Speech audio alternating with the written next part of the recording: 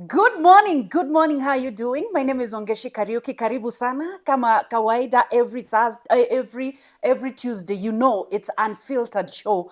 Na tunashukuru kwamba umekuwa ukituendelea kututazama, and thank you for millions and millions and millions of people who are always watching this show. Tugashokie gatho, ni undu wa kugutwenda muno makiria. Gakuririkania ati tafarira eno ya Unfiltered ukoragwo ukireherwo ni Fetchy Organics. Fetchy Organics kampuni mulwa kabisa ya kindu gitagwo maguta ma ngothi, and to make sure that your skin is okay, your skin is everything, it is sponsored by Fetchy Organics. Umothe tuthiete imwe kwa imwe nginyagia na guku mwena wa Runda kuria turacemania na the Simba himself, Mithika Linturi, National Organizing Secretary D.C.P. No nyambe nguririkanie nikukumbushe kwamba you can order our products all over the country. We got 4 shops, one in Nairobi, Kenya, the other one in Nakuru, the other one in Eldoret, and one in Mwea. And for those who want to order our products, you can call those numbers so that you can place your order before the rider goes to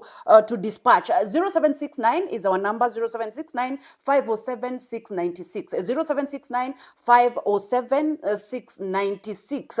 Fetchy Organics to the world through Jesus Christ, our Lord and King. Now sisi tulisema lazima tukuja hapa kwa Mithika Linturi ndio atuelezee, you know, issue ni Unfiltered, ndio atuelezee which way for now the most active political party D.C.P tondu niwe National Organizing Secretary, na niegukorwo agitwira atatuambia vitu mingi zake. Today I'm mixing English, Kiswahili na Kikuyu kidogo, sababu najua Wakenya wametufuata. Almost 1 million people follow this page na wote si wa Kikuyu, lakini kwanza tukaribishwe na Honorable Mithika.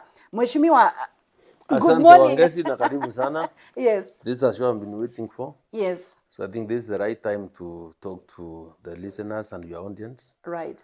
And I'm ready to engage. Welcome. Yeah, asante. Karibu sana. Sijui director atatuambia anatumia kamera gani, the big one.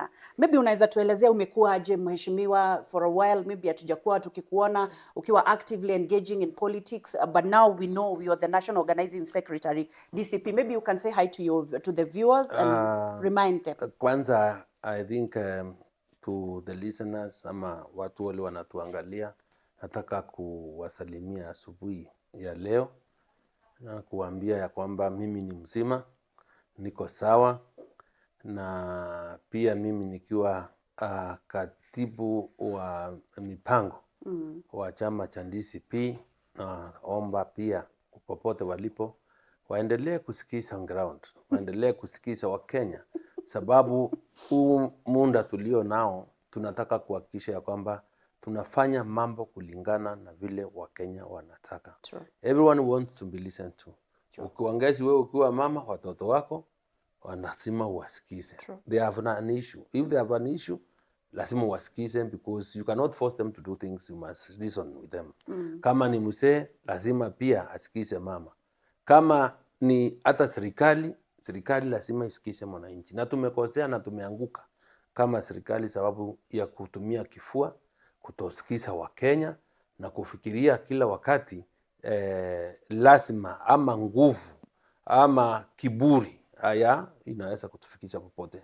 Ndio sababu tumefika hapa. Kwa hivyo kwa wasikilizaji wote nataka kuambia niko tayari kushirikiana nanyi, kuongea nanyi, na pia kupeana maoni yangu ya kuangalia nyuma pale tumetoka, pale tumefika, na vile tunapaswa kwenda mbele, na ni shinda gani tumekuwa nazo, na vile ya kwamba kwenda mbele tunaweza kusizuia. Na nirudi nyuma sababu umesema kama serikali imekosea. I think wewe you are one of the people who are in the same government. What happened ukiingia katika hiyo serikali? Kwani ulikuwa na matarajio yapi ukijiunga na muungano wa William Ruto, rais wa Kenya? Unajua katika siasa yeyote lazima kuwe na what we call the meeting of minds. Wakati mnapanga mikakati ya kutafuta serikali.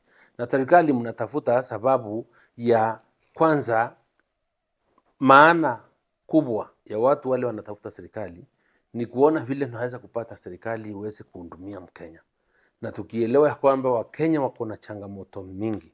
Kwa hivyo ukitumia nguvu ya serikali upewe Wakenya wa kuamini, sababu nguvu inakuanga na Mkenya kupatia nafasi ya kumhudumia, basi kuna wajibu ya kuhakikisha ya kwamba yale mambo yote mlikubaliana na Wakenya ili waweze kuwachagua kuwapea nafasi lazima uyatimize. Kwa hivyo sisi tuliangalia tukaona ya kwamba wale vijana tulio navyo, because our main campaign slogan ilikuwa ya kwamba lazima tuinue watu kutoka chini kwenda juu, and that's why we came with the better ama the bottom up economic transformation agenda, sababu tulikuwa tunataka watu wa kawaida kabisa tuwaweze kuinua. Na mnakumbuka rais alikuwa anasema hii mpango itawatoa watu kutoka kwa bonda bonda waingie kwa Uber, kwa Uber aingie kwa matatu, kwa matatu aingie kwa basi.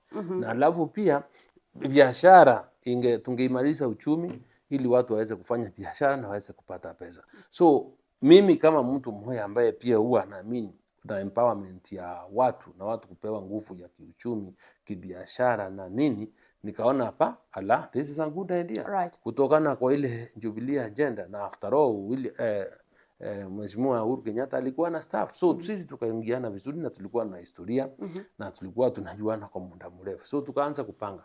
Sasa Uhuru naye unajua alikuja na project yake ambaye ni mtu ya kitendawili.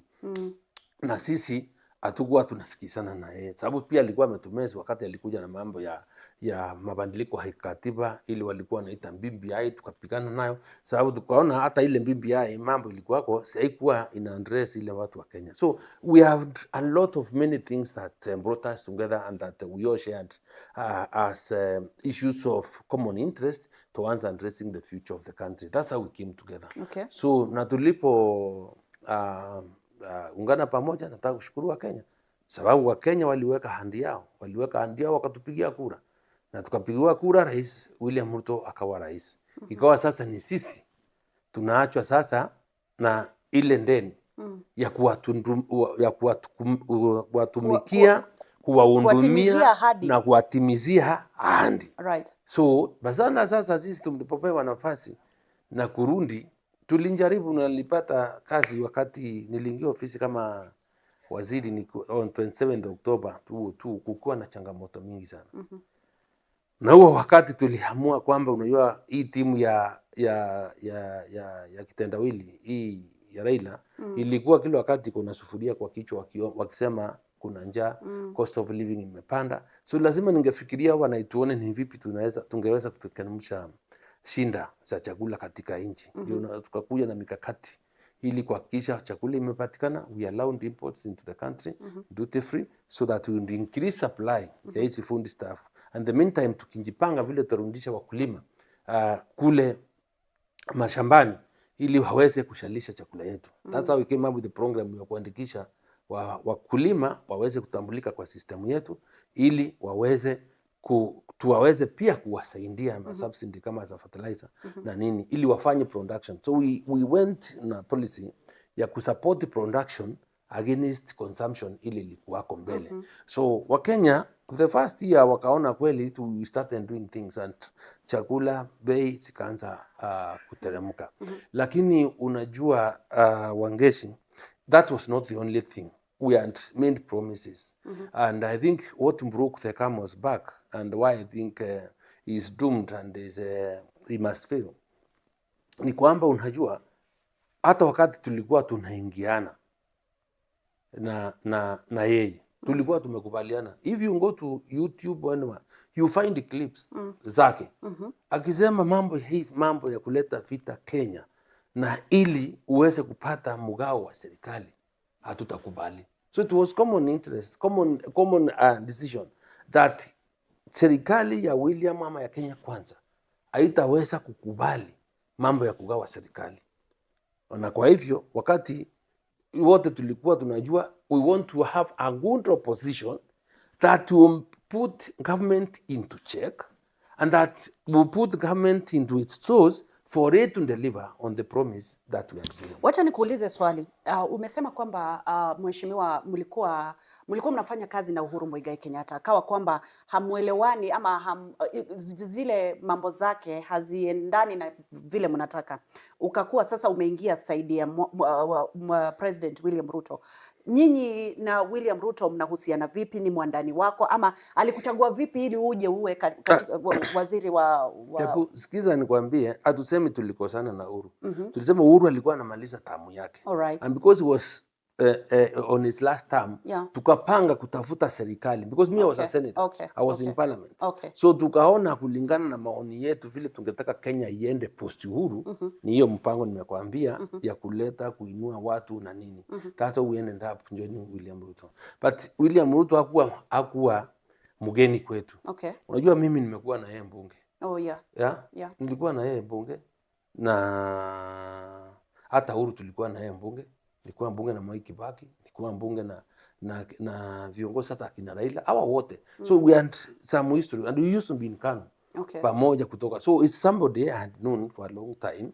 Na kwa hivyo I was not just joining a new person. It's a friend I had known. Right. So and because I had this history, right? So tungefanya kazi pamoja, and it was easy for us because we had taken some good time. So how we even got more convinced because we had issues. Because like you see the violence that came in 2007 and 2008. Hawa watu walipatiwa serikali sababu ya vita. Ikaingia hii ingine Uhuru alipokuwa. Wakaleta siasa ingine, vita ingine. Sasa ukasikia mambo ya Mbimbi hai. Ikakuja na nini, handshake, all these things. So we understand it very clearly. Because constitution ama katiba ya Kenya iko na space ya watu upinzani na watu wa serikali. So sisi tulikuwa tunajua one of the other things that as we move forward, serikali ita implement mandate yake, na tulikuwa na charter ama the manifesto, the plan that meant William Ruto get elected as president. But let me ask you a question. So its implementation, wacha nikuambie, is what has caused us problems, and is unilateral and decisions to accommodate. Hata na unajua when I talk about accommodation, sio kusema watu wasifanyiwe kazi, because nobody in this country who does not deserve development from government, because it's a taxpayer. So the problem that you find the country in is its failure to manage politics. You have said that President William Ruto is doomed to fail. Why would you say that, yet you knew from the beginning? Or are you saying this because now amekutoa katika ile waziri ulikuwa nayo, and yet he still have time to... Let me tell you. Right. I'm telling you, there's just a thing where mambo in my life kwa siasa ni uongozi. Because uongozi is how you manage political interests. Hakuna kitu ingine. You are saying William Ruto is doomed to fail. And I think we have all permanently or through trying to overrate him is one thing. Unajua mambo ya siasa sio kama ile ya Biblia. Unasikia Biblia ukiambiwa ati achana na kondoo na 99 kwa kichaka, uende ukakimbisha kondoo moja ili imepotea. Kwa siasa, my friend, if you follow that kind of idea from the Bible, you will be lost. Kwa Biblia, kama umepigiwa kura na unajua ni kura wingi wake ndio inahesabiwa unakuwa rais, you must, before going to look for that one extra vote, you must secure the few that you have. I'm saying William Ruto is doomed to fail for this reason. 48.3% of the votes that he had came from our region. And out of the 10 big or supporting counties, number 1 to 10, 6 were from the Gema region. Number 1 to 10. And their numbers are clear and decisive. 6 out of 10, that should tell you 60% of the first 10 counties were from. If you want to 15, they will get from 6 to, because he wanted, and he had made that a mistake, kaona sasa, for me to be able to get a portion of this vote, because our vote is rich. We have 6 million votes, that's what we are talking about. Then the best thing is I can only come with a narrative that creates a rift between the West and East. So he is that in his thinking. So we can break the Eastern Bloc by coming up with a narrative here, East and West. And that's why we brought in these MPs moving around, those from Meru, Rakanidi, Embu, talking about Mount Kenya East.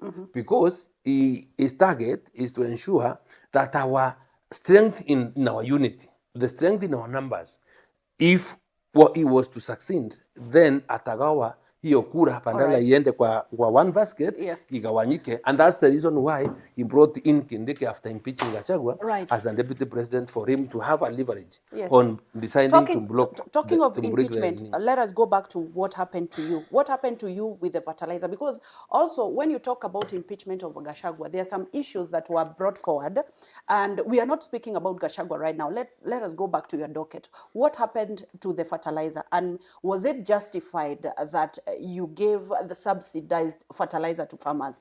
And don't you think if it happened, he was allowed to let you go? Wangeshi, don't behave as if you live in an area where you are not, or you've not been following events or what has happened. Okay. The issue of fertilizer is an issue that was discussed in Parliament. That was decided, and I went through an impeachment. Okay. Which I fought very strongly, and was vindicated. I've appeared in many live shows to discuss the issue of fertilizer. Right. And I can tell you, the issue of fertilizer was just a scheme to taint my name by William Ruto himself. And I can tell you, even gave Ruto. In fact, my impeachment was a creation of William Ruto himself. Why would he do so? He knows better. So no, you can tell us, because you are buddies. You can take this to the bank, because I know and have information that he himself decided now we can just have Mithika go, and because Mithika is not somebody that we will just let him go to him because of his participation in the coming up or in the creation of this government, we must tint him become dirty. So that he looks bad in the public. That he paid in the minister county local $40,000 to go and start the impeachment. Gachagua himself carried the local from Nyeri to State House, right? And we carried a list, and I was counted 83 people that unsigned. When he was told to withdraw that motion because he was acting silly, right? For running a thing that he didn't know about, how fertilizer, you make fertilizer and count down whatever nonsense. You know, that shows or demonstrates the level of your ignorance that people may have, because we don't manufacture. So Roko later went and handed over that the same thing to Wanami Wamboka. So the other day here in Runda, I was shocked after I'd left office and beyond here. The lawyer held us, sat in somebody's house and called me, and Wanami confessed what was done. So 40 million was paid to $40,000. $40,000. That is what was given to collect the signature. The signature to collect the signatures, understand the proceedings, the impeachment. The member of parliament then for Mbere North, who is the minister for public service, is the one who was given the money. I don't blink. What about the farmers that complained, Mheshimiwa? So we are talking about and discussing the issue of how the impeachment came around. It's not about farmers. Okay. I'm telling you, these are things you may not understand. I have even talked before about substandard fertilizer.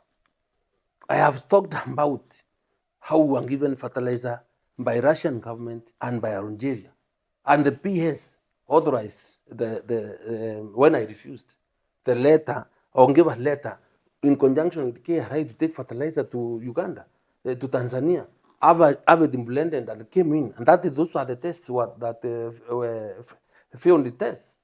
So it can be. It is undocumented. There's evidence that is there. So you see, Wangeshi, when Haina wants to eat one of his children, to start saying it smells like a goat.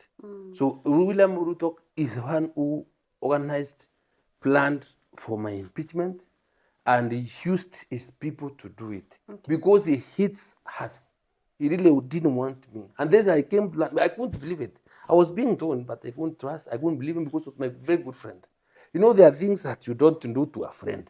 Someone who comes and sleeps with you in your own house, you eat together, you've walked and journeyed together. It is not easy for you to trust that one can betray you. You mean Ruto was that close to you that he slept in your home? So I mean, what I am saying is the truth, and I don't lie. It's nothing much big, but I am telling you the level of trust that I had is that you could not imagine. Even came to the public. and said, you know, and lost the election. And because, you know, I made a decision to run as governor on the 7th of April, 2022, 4 months before the election. He's the one who asked me to go and run as governor. I was unopposed as senator. Because we said, if we have no candidate, no, the mayors will not be able to coalesce around Dinimode, so we will not win the election. So there were 7 people that were present in that discussion. Murkomen was one of them. Kindiki was one of them. Kachagwa was one of them. President Ruto was there. There was 2010 wewe. And they can be one. It's too late. No, this thing we can't win if you are not there. I left because in support of the coalition and the friendship that we had and we wanted to win as government, I went as a gubernatorial candidate 4 months before the election. I lost him by 16,000 votes. So when he came, the first place he had lunch before, and 2-3 days before his inauguration was in my house in Veru. And in the public, Cecily Mbarire Rose akasema huyu kiongozi ni mjeshi wetu, amepoteza uchaguzi, so rais lazima umwangalie. Do you know what the president said? Akasema Linturi, wacha, huyu ni mtu wetu, ni muungwana. So hata hii kiti yangu ya rais ingine ikikosekana kabisa, nitakalia leo na yeye anakalia the next day live. So hiyo uongo nakwambia, mtu anaongea namna hiyo na ni mtu amepigiwa kura kama rais, you have no reason to doubt him. So when I was told by friends, this is the scheme he has, ningewaambia iwezekani bwana, huyu mtu ndio.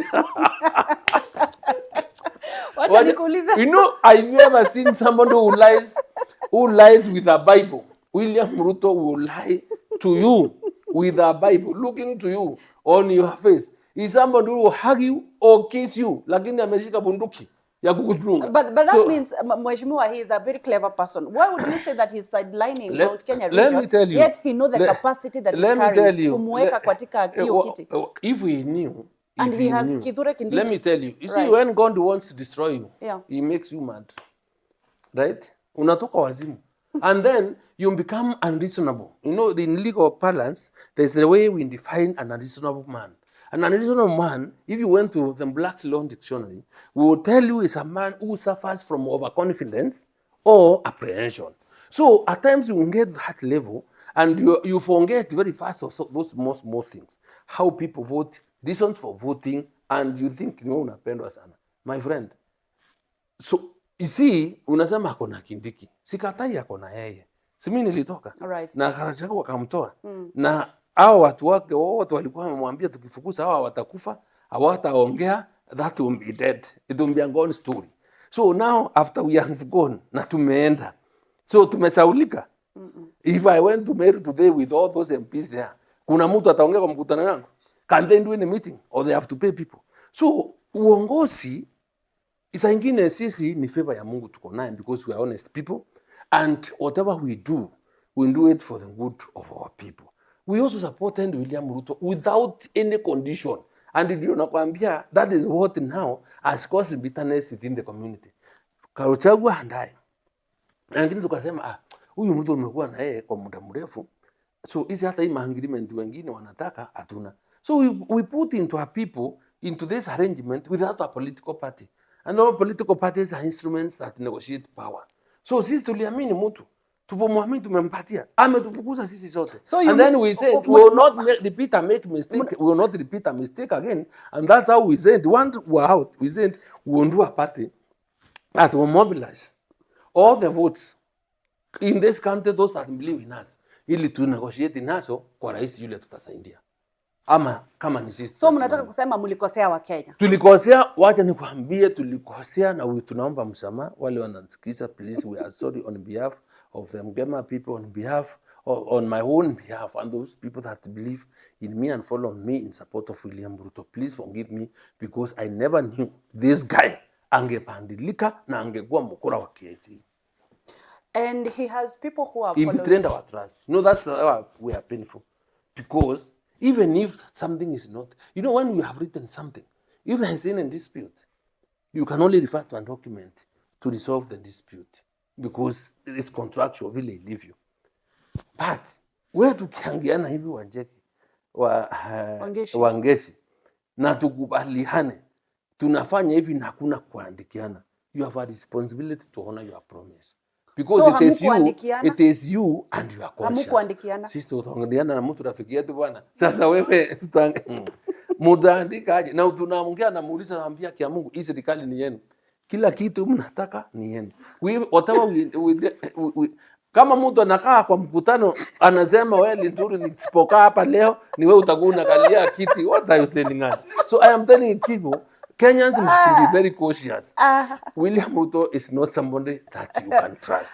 He has betrayed the trust of Kenyans, and mimi hata akiniambia kuna fichi pale hata iko ama simba, I cannot. I was nitaenda mimi fichi nikule. Sababu yale nimeona ni mambo ya ajabu. It is not possible. Tunathira mbere na kwirora Mithika Linturi as we are conversing Unfiltered. Tukiendelea kujua what happened, and one of the things that Mheshimiwa is saying that he is very sorry to Kenyans. Him with other leaders misled you, and now he is ready to correct the mistakes. But most of the questions that Kenya are asking, where are we heading to in terms of now political party? Tumeona mmeenda mkashirikiana na Rigathi Gachagua. And how did you come together? How did you agree now we are going to form a party? But you see, Wangezi, this is something I've also answered. In pursuit of redeeming or curing the problem that was created by us when we supported William Ruto, and we went into a power agreement, without any written agreement, and the manner in which he has mistreated our people that were in government. Because the future, we cannot continue crying about the past. We are looking at the future. And the future is that the presidency has one single party, the way things are right now.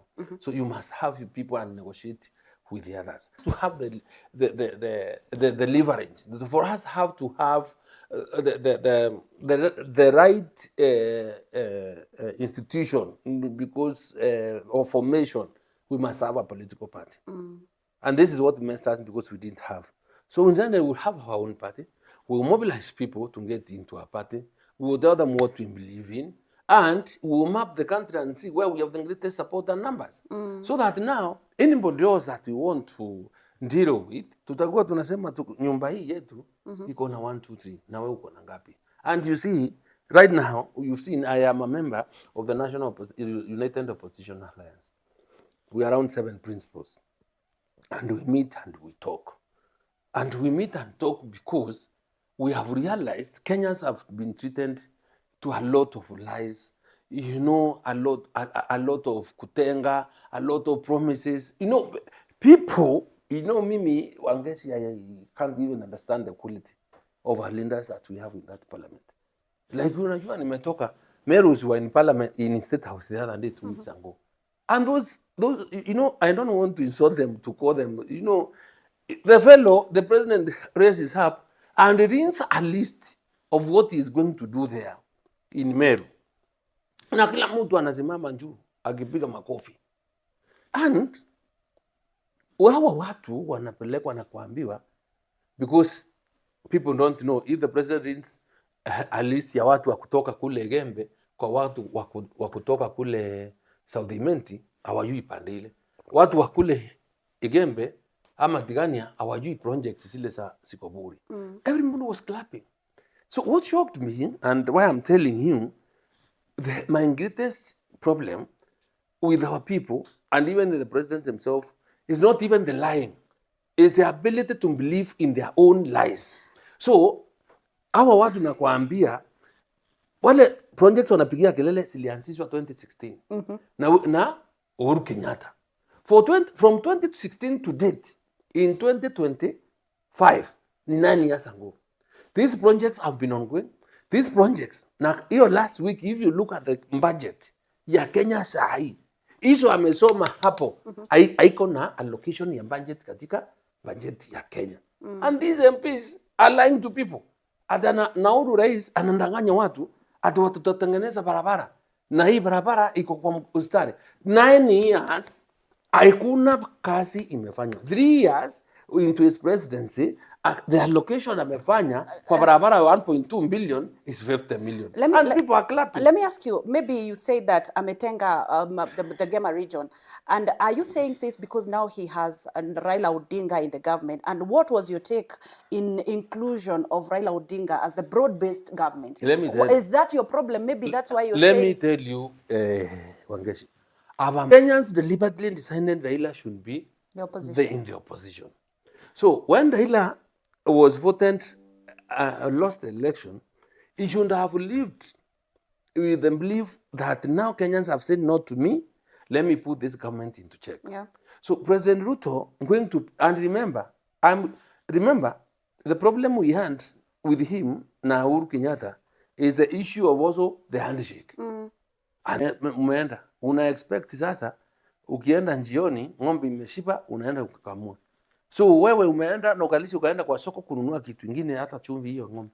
Unakuta njioni mwizi amekuja amekalia ng'ombe anakamua. What do you feel as the owner of the cow? You will feel bad. You will feel very bad. Right. So what we are saying here is, yes. we are not saying that the people of Nyanza or anybody else that should not develop that area. But they should. But kufukuza watu wetu wale wametafuta serikali na kuwahondoa, unakuleta timu yako wale watakupigia makofi na kila kitu, you don't want to be asked. It's serious betrayal of the trust that people have. And that's why we cannot be trusted. Unfiltered show with Mithika Linturi, National Organizing Secretary, D.C.P. And before we go to the break, maybe I can highlight some points on what he is confused about. How the president is going to deliver with an opposition person. And maybe anasikia ni kama the Gema region imekuwa betrayed na mtu anaitwa William Ruto, the president of Republic of Kenya. And when we are coming back, maybe he is going to tell us what plans are they having at D.C.P, the current more talked about movement, a political party, and what are they planning so that to counterattack William Ruto on his second term. Don't go far. This is the Unfiltered Show with Wangeshi Kariuki. Just to remind you that it is sponsored by Fetch Organics, and also we have land in a place called Matu, 50 by 100, 280,000 shillings only. For you who want to go for land site visit, you can call this number 0721 436 903, 0721 436 903. I want to recognize people who are watching. I can see Rose Mwangi. She's here watching. Muturi team, Elizabeth Wamboi, Jay Ma, Anita Ruana, Jane Waweru, Mureithika Mau is watching. Mureithika Mau ni arathie na mbere na gukorwa kiaria na ithwe. Wilfred Muthe, Duncan Mureithi, Mureithi Kamau, and very many people are watching. Martin Mendi Mato, Bridget Bolton, Kiambu region, na Elias Mureithi wanasema one term. Na nani mwingine hapa anasema Broughton no aradhi na brena kugeithania. Be blessed and thank you. God bless you. Don't go far. We are coming back after a short break. Thank you for watching.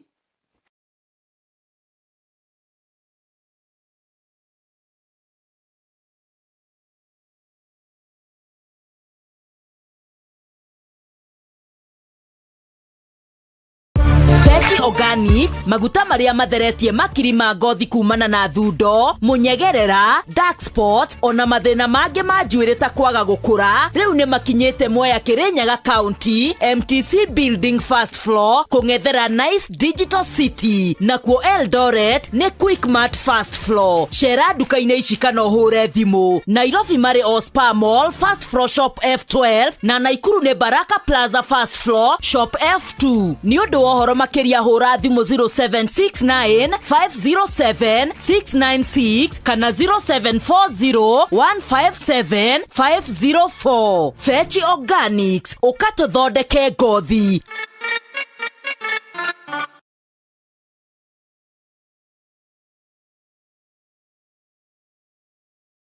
Maisha no maya ugweterera nginya ri nigetha ugekenia uka Blissful Oasis muciĩ muhoreru wi handu kamutito-ini kundu gutheru na kwina thayo muingi ndagika 45 kuma Thika Garissa Road o haha Matu. Mena muciĩ muthaka wa kuhurukwo ni family na arata, oho mena swimming pool na baby pool, na tondu ni mekereire privacy muno matire na walk-ins no nginya ubook utanathie. Uhoro makiria hura thimu 0111 382 118.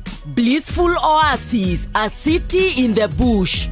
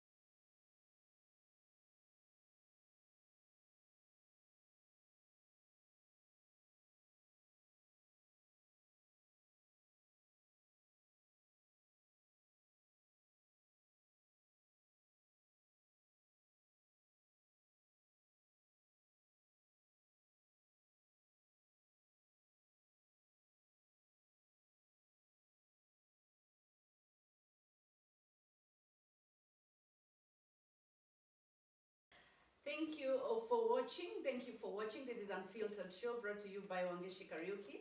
And thank you for always watching our shows. Today we are in Runda. We are with Honorable Mithika Linturi. And have been talking about the government, and so many things have come up that D.C.P as party, they are very ready to tackle anybody else who will come on board, and they are very ready to welcome every youth, every person that want to join them. And maybe he will continue telling us on their plans towards the by-election bere and so many things that are coming up. And ile election sasa kubwa kabisa. Thank you, and thank you for watching. Mheshimiwa, as we were going for break, umesema ukiambiwa fisi iko pale na president ako pale, utaenda kwa fisi? No, sijasema hivyo. Nimesema President Ruto akiniambia hiyo njia usiende iko na fisi. Right? Nitaenda hiyo njia, nasema nisiende sababu huwezi kumwamini. Huwezi muamini? Never. I have told you Ruto has ability to lie on Bible. Kama ameinua. Akiapa na anajua kile kiapa anasema mbele ya Mwenyezi Mungu ni uongo. So you can't trust him. You can't. It's not. You know that once trust is lost, you can't regain it. Kabisa haiwezekani. Hiyo ndio ukweli. And in fact, I'm telling Kenyans, William Ruto, Uhuru told us we never listened to him. That's why we are crazy. But the question that I'm asking myself, Honorable, is why are you only two people that were ejected out of the government? You and maybe Rigathi Gachagua. You are the only people that are saying that, and maybe it's because of the bitterness that you are evacuated, mulitolewa. Why don't we see another person who was neutral? But you see, let me tell you, it's not only me. You've seen Muturi speak about it. Oh yeah. Muturi is, and when we speak, it's because we know what we have negotiated for our people as a region. So nobody else has the history of what we had agreed with him. And when you see, when we told our people, this is what we expect, they trusted us. So I am in debt to explain to our people why we said 1, 2, 3 will be done, and they are not being done. What had you agreed? Right? And when now, you see, when now I'm out there, he kicks you away, there's nobody else who can question it. Because you go and pick MPs who are never there, ministers who are never there to represent the community, they don't know, they opposed you, they have no more authority to question you. But when we were there, we tell him, remember, Your Excellency, like we said, we will do dams in Meru. Right? We traveled with you many times in Igembe North. And there's no single river. So when you bring a memo for discussion in the cabinet for dams and there's no dam in Meru, I will remind him because I know. So this is what we are saying. All those people that represent our region are people who have no clue of what the arrangement was. I remember, for us to vote for William Ruto, there was an agreement, there was an arrangement, and that is what forms the social contract between him and the people of Kenya, that we will do 1, 2, 3. So, and that's why I'm reminding you, even simply, these members of parliament, these people that are referring to State House, when the president brings a list of all the roads that he wants to do in Meru, and people rise up clapping, shouldn't tell you how clueless. But he still have time. It's not yet election time. Listen, Wangesi, Right. if you are his advocate, we will differ fundamentally because you're supposed to be neutral. Okay. He has what the time. I've told you this road was started by Uhuru Kenyatta in 2016. He was the deputy president. These roads were never funded when he was there. He has been president for 3 years. And currently, the 2025-2026 budget, when we are giving people the promise in State House, your own budget doesn't have a single coin to do the road. And these people are clapping. You know, that's what now we are asking. Kwambia, amewandanganya, wewe unakubali, anaamini uongo wake, wabunge wameamini uongo, and the members of parliament are the ones that pass budget, na wanaona budget ya Kenya, haina hiyo barabara ambayo iko kwako. That is the problem. So, we speak because, you know me, I've even told people from my region to refer me as the leader of the opposition. I have no shame. Because no member of parliament can question him. Nobody will remind him that this is what Why are they afraid of remember, or why can't they challenge him or maybe remind him? In fact, let me tell you, since independence, the Parliament of Kenya has never sunk this low. It has never. And let me tell you, I remember nostalgically when Kibaki was president of the Republic of Kenya. Because it's mzee, and may God rest him in peace, who believed in institutional frameworks set out by the law for accountability. So when Kibaki was there, I was the chairman of PIC. He never endorsed me. No, all members of chairman of committees were never given or endorsed by the president. You just be proposed, you go there and campaign, and then you are elected. And the reason why parliament, I'm telling you, is useless, it cannot oversight the executive, is because the members of parliament do not also even understand what their role is, most of them. This is let me give you the constitutional background of how these institutions are supposed to operate. When you look at the Constitution, Chapter 8 is the executive. No, is the legislature. Chapter 9 is the executive, and Chapter 10 is the judiciary. When you look at Article 1 of the Constitution, it talks about sovereign power belonging to the people, and the people shall elect their own representatives who they see that power to, for them to act on their behalf.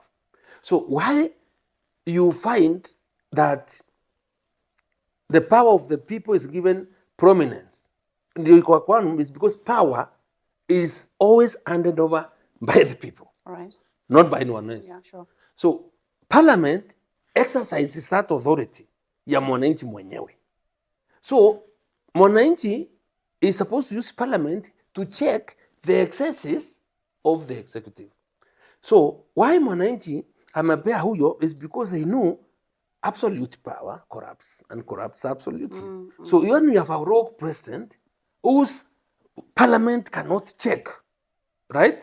Then, or where a parliament conspires with the executive, mwananchi anakuwa ameisha nguvu completely. And that is the situation we are in now, because the executive is in bed with our legislature. So, going by the way things are, kama mbunge wao na umesikia president has confirmed parliament is corrupt, ni watu wa kupewa shilingi 1,100, shilingi 50 kupitisha anything. Parliament was supposed to represent the people of Kenya, voted against the finance bill 2004. wakati raia walikuwa wamekataa. So parliament wanaenda kusema tunakaa kwa hii serikali, hatuwezi fanya one term ama kuuliza swali because tunataka maendeleo. These people do nakwambia are clueless. So you want to say... Let me go. I'm trying to explain the constitutional context. Yeah, this thing. This is why I'm telling you, if the members of parliament knew, wangejua they're the ones that pass budget because that's their responsibility. So kama ni barabara wanasema, wanakaa chini wanasema hapana, rais ametuzoea na hatufanyi. So as Parliament of Kenya, we do an itemized budget. We know these roads have no budget. Mnaweka pesa yote huko na mnapitisha. President hawezi fanya chochote because you give him money. You can even deny him money. You have the constitutional power to check the excesses of the executive as parliament. So mbunge yetu yote ni ile mnagaa wakikuyu ni atogege. Hakuna mtu anaweza ulize hiyo swali na ndio sababu tuko na hii shida. So you want to mean that Kenyans are hopeless and they should not expect anything? They are completely hopeless. Kenyans, let me tell you, the only way to redeem yourselves is for you to see how you can exercise that power, authority by yourselves and giving us power the people that have decided to speak. Right. Because wale wengine hawaongei. Na mimi say that mbona watu hawaongei by the way nilikuwa nataka kuuliza hiyo. People have been coerced to submission. Umefinywa mpaka sasa wewe auongei na uwezi ongea sababu unaogopa. Because number one, other than leave the institutions, the government institutions to do what they are supposed to do. William Ruto anakutisha. Okay. Anakuambia wewe uko na fire umekula CDF. Umefanya sijui nini. Okay. So kila wakati ndisi anakuita. Kila nini so sababu ya woga una submit. Wewe huogopi utaitwa na DCI? Mimi nimeitwa mara 20 siogopi. I don't care. Yes, hata Uhuru aliniita. By the way, let me tell you why it is at times I'm telling him Ruto is also another one. On 9th of February 2022, the former DCI Kinoti called me to Radisson Blue. Na mafairo. Wewe tuingie State House wachana na William Ruto. Ndio rais anasema tusaidie Tinga. Kama sivyo tutakupeleka kotini. That's why I know those cases, not because I didn't done anything else. So tusitarajie mtu mwingine ataongea sababu na hapa kabla you so not remain permanent tomorrow my spirit and my blood. Itawafuata. So mambo ya watu wetu kuwa na that guts ya kuongea is what is killing us. People are not able to talk because most people are conflicted. Right now as we speak, there is a by-election that is coming up at Mbere, and I have seen one of the candidates that you, maybe as a D.C.P, maybe... As act, I must behave, I am them hope that since the country is on a cliff, inaenda kuanguka, we must show them there is possibility of reclaiming our country. Right. So, I am saying, Kenyans are telling us, please give us one candidate who will run against William Ruto. And you've seen us in meetings. We are permanently engaging. We are discussing because we don't want to let the people of Kenya down. So in the same spirit, Wangeshi, for us to really inspire our people, even in these by-elections, we have sent, we will do what it takes, we will do our best to ensure that we front one candidate against the government's candidate as the opposition. So we are working on a mechanism on how to arrive at candidates that are popular, that the people want. Okay. So if people are not patient enough to wait for these processes, for us to be fair to everyone, because we must also be fair to every candidate that is running. But we are telling our people, we look at the bigger picture. Right. A win for the opposition in Mbere is a very big plus for the opposition and for the people of Kenya who believe that the one term, one team, one Kenya philosophy must get to pass the 2027. So yule ameondoka, yule sinjajua, sisi we have put mechanisms in place to give us a candidate. They are not complete. I can't understand why he must run away at this particular time. Right. Because the decision has not been made. What are we expecting as Kenyans and maybe as the D.C.P or the National Organizing Secretary? What are the plans underway for preparation of the big day? Which day? The The mbele 2027. Ni vitu gani tutaona? Okay, sasa as an D.C.P party, and in realization that you can't make it alone, in winning the presidency, because of the normal nature of our politics in the country, we have opened ourselves to discussion with like-minded people, like-minded leaders, like-minded parties that believe that Kasongo must be a one-term president. Number two, we have opened ourselves that to leaders that believe we must be selfless, we must come together and see how we can redeem this country from the poverty, from the public debt that it has, and that can only happen when we unite for a common purpose. So right now what we are doing is that we are talking to one another. We are sharing ideas. What is it that we need, right, to get this country from where it is? You see, the other day, I saw one of the leaders saying that Kenya is borrowing 2 million every minute. Per minute. Per minute. It is true. Is it? No, let me tell you. You know, Uhuru Kenyatta was being fought by William Ruto saying that the country is in debt. Debt, in my view, is not bad because it depends on why you are borrowing. If you are borrowing to do something that can be able to fund the debt, no problem.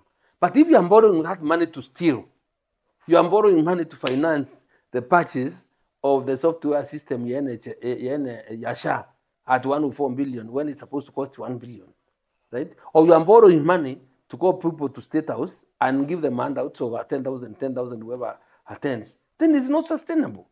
And how I wish, and I can't understand why William Ruto cannot learn from Kibaki, because he served as his minister. There is nowhere during Kibaki's time where we would assemble people in State House and give them money. Never. Or where you would call people and facilitate them. Watu ni maendeleo wanataka kufanyiwa. It is nowhere. When Kibaki used to get out of this country, he would go and start lecturing people before listening to their leaders. So Kibaki, mimi nikuwa mbunge wa Yembe South, wangekuja ni tent ikuwa nawekwa kwa DC, tunakaa, unaita ma-MC councillors that time because we were not in this kind of system, and they would talk. Wanaambia president, karibu hapa chinda yetu ni 1, 2, 3. So by the time you are living there, you have agreed with the president, this is what we can do, this is what we can't do. And what we can do immediately, it will be done. What we can't, we factor in the budget. True to his word, that will be done. Now look at the situation like now, where the president now is business, because this is what we were doing before we got elected. Tulikuwa kwa magari njuu kila wakati. Tunasimama hapo. Utoka chini, kuenda njuu, hapo, nini. That is the story even today, that even after getting elected as president, wewe unjatoka kwa ngari njuu, wewe na unjatoka kwa ile historia ya kuelewa you must behave presidential. Behave presidential, you sit down and listen to the people in their own village, wakufeel, wakuelewa na wakuelezea problem yako. So president mimi akienda kwetu, yeye anafika mahali anasimama, even before the governor, even before the senator, even before the area member of parliament, ndiye tunatupa lecture vile anajua Gembe. Let us go back to D.C.P as the party. No, I'm telling you, these are the problems you're having. Sure. Let us go back to the D.C.P as the party, and maybe for inclusive. I think as leaders, you want to see the national face. How are you supposed, how are you balancing the inclusivity? Because as Gema, you cannot be just Gema alone. How are you balancing inclusivity of the national face in leadership? Wangezi, let me tell you, for you to be registered as a political party, you must first of all comply with the provisions of the Elections Act, and the national office must be there. You must have 24 counties offices, 24, which is more than half of Kenya. D.C.P has complied. All right. You must have leaders. Yeah. So sasa, ukienda if you talk about inclusivity because it's not Gema, Gachagua is the party leader. I'm the national organizing secretary. Right. Malala is the deputy Deputy party leader. leader. All right. Ezron comes from Western, from Nyanza, is the secretary general.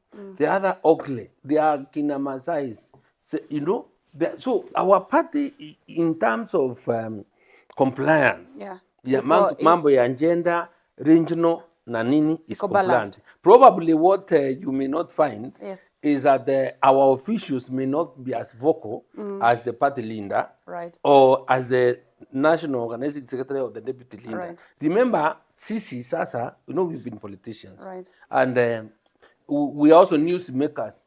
So there's nowhere mimi nitaenda watu wa kamera wakatae kuja kuniuliza swali na itakuwa ni story. But now if we are growing young men and women and in our parties, probably they also find it a challenge even to know who the coordinator of the journalists within this region and nini. But it's something we really work on it. Right. And what I don't know right now is who the presidential candidate will be, because we are all qualified to run as presidents. Okay. But I can tell you, right, that for the sake of this country, we are willing to compromise. And to sacrifice. We are willing to sacrifice so that we have one candidate that will face William Ruto in the ballot. So I think it's too early. It's quite premature because we have 23 months to the election. All right. Today is on the 10th of August or September. The elections will be on the 10th of August 2027. Exactly 23 months to the date of the election. So even if when you're also making these decisions, there's need for the people that are interested in candidates to meet, jail, and board. Right. And be able now to really promise each other that we shall remain faithful to the glue that brings us together. And that is the interest of the Kenyan people first. Right. Yes. Before we take the last question, and anything is possible, what if President William Ruto becomes the next president again at his second term? You see, Wangeshi, from where I sit, I am a Democrat. I am a Democrat. Yes.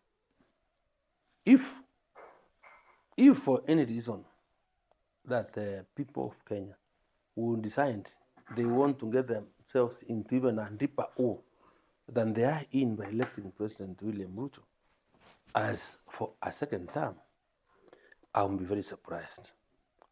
I will be very surprised because if they can go to the hospitals and share nursing to work, they feel the debt burden, they feel the taxation burden, and they decide to give him another chance, then nitawaambia Kiswahili wanasema mtoto akililia wembe mpatie, na kiboko ya kunjichapa akina uchungu. But that will not change my position.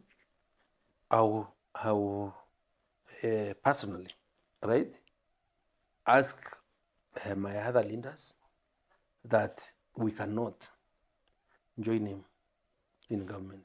All right. I'll ask him that we must continue with the course kuwa an opposition, because if we are a strong opposition right now, the mess we have in the country will not be there. So there is every reason to why each one of us must stick in his lane. Right. Maybe this is the last chance. I would like you to speak to, maybe I don't think you're praying for this country to go to dogs, or maybe to have a bad ending of maybe this time or next time. I would like you to speak to President William Ruto, and then later you speak to Kenyans as we part short. Right? Yep. So, William Ruto, there is the agreement we had. The reason why we supported you as president. We are not asking for anything much. We are asking you to be faithful to the plan. We're asking you to be conscious that the people of Kenya are suffering, and do whatever you can in your remaining 23 months to address the problems that they have.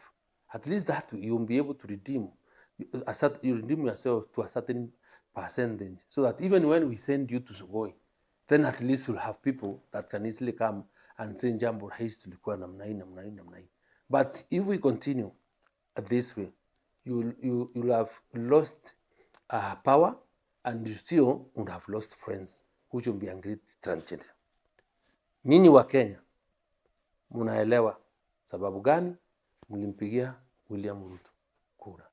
Alituahidi mambo ya mahospitali, akatuahidi gharama ya maisha itaenda chini, akatuahidi mambo ya usalama katika Kenya.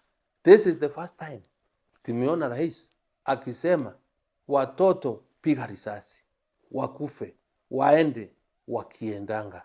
If you are a parent and you have a conscience, any president who does not believe in the rule of law, and that's why we have a legal system that is supposed to deal with people that are not respectful to the law, him included, because it's an abuse of the of power that he has demonstrated. The only thing I can ask you, take it as your responsibility to deal with this gentleman decisively, regardless of the promises that he makes, because he has previously made promises which he has not been able to keep. So, if he has been able to create this mess in his first term, and when he is expected to come back to us to ask for a second term, and he has completely messed everyone, just sit down and ask yourself, if you are to give him another chance in his final term, when he doesn't expect or doesn't have to get back to us, he will just, he will just mess everyone, and Kenya will be like minced meat. So please, I ask you, I pray you, just retreat back, have a discussion with your God, and asking, Lord, is this really what you wanted or what you meant for Kenya? So it's a thing I want you to go back and think about. Because from where I sit as a leader, people, from the experience that we've had, let us not have another chance of getting our mothers, our children, and everyone else to suffer again in the hands of William Ruto when we have an opportunity to change things in our country. Right. Maybe I will just take 2 questions, then we finish the show. Samuel Njero say, ask Mheshimiwa, coming us in your home. Thank you for giving us time to talk to you. I know you're a very busy man. God bless you, and maybe we'll have another time. Asante. Thank you. Thank you so much. Thank you. I think we have parted short, and thank you for listening. Thank you for watching. I've seen almost 2,000 people are watching. May the Lord bless you. May the Lord bless you for watching.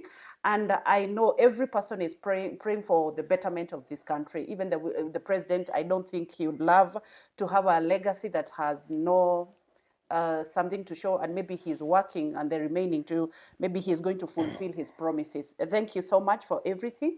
Thank you for watching and loving Unfiltered Show. My name is Ongeshi Kariuki, and thank you for loving Fetchy Organics. I also remind you that we have land in Matu that is very prime. Electricity, water, roads are in the vicinity. You can call this number for site visit. They have ready title deeds. Only 5 days for you. It takes 5 days for you to get the title deed. For those who love to go for site visit, call this number 0721 436 903. 0721 436 903. Also remind you, Bliss for Oasis is the best private resident at Matu. There is no walk-ins, just people who will just call and book. For private residents, Matu Bliss for Oasis, you can follow their page, and also you can call this number 0111 382 118. The show Unfiltered is brought to you by Fetchy Organics. Thank you, and God bless you. See you on Thursday. Bye-bye.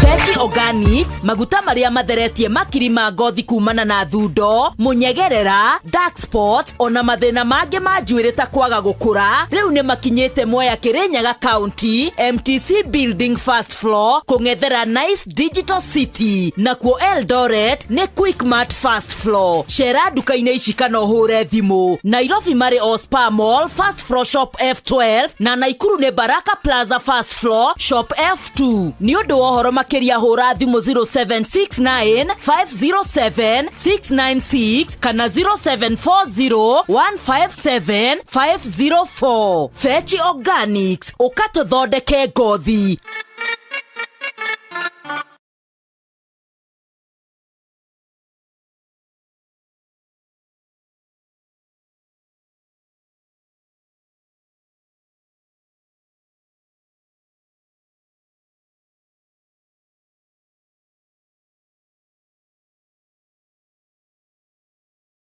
Maisha no maya ugweterera nginya ri nigetha ugekenia uka Blissful Oasis muciĩ muhoreru wi handu kamutito-ini kundu gutheru na kwina thayo muingi ndagika 45 kuma Thika Garissa Road o haha matu mena muciĩ muthaka wa kuhurũkwo ni family na arata oho mena swimming pool na baby pool na tondu ni mekereire privacy muno matire na walk-ins no nginya ubook utanathie ohoro makiria hura thimu 0111 382-118. Blissful Oasis, a city in the bush.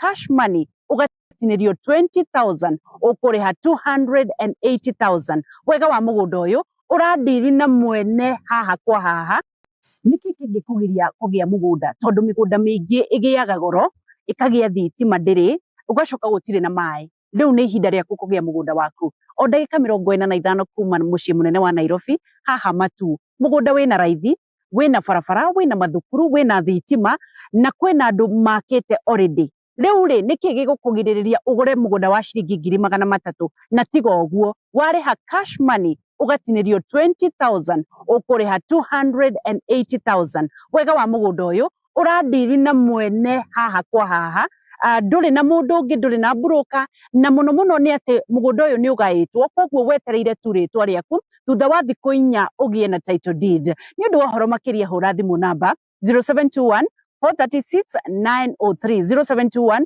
436 903 ihinda ni riri onawe wigwatire mugunda.